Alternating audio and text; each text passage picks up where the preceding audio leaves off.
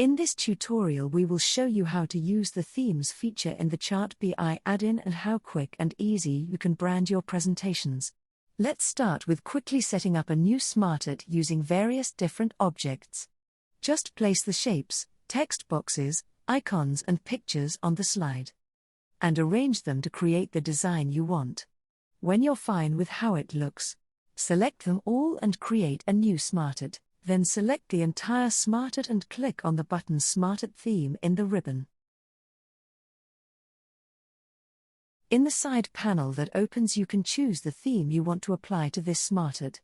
There are predefined themes available, as well as customized themes, and you can also create your own themes. We'll have a look at this later.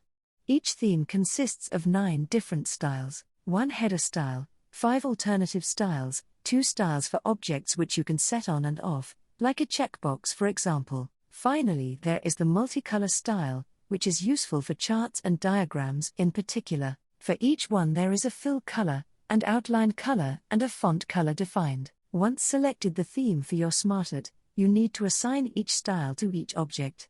For this you select an object within your SmartArt, in our case the L-shaped object, and click on the Object Theme style in the ribbon.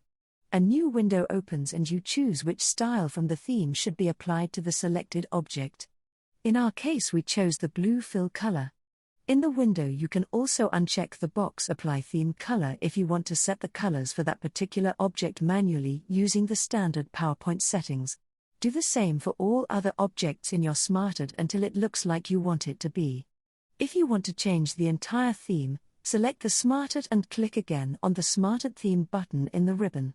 Choose the theme you want, and all objects are automatically adapted to the new theme, following the same logic which you have chosen before. So if an object is set to style number 3, the same style number 3 from the new theme will be applied to this object.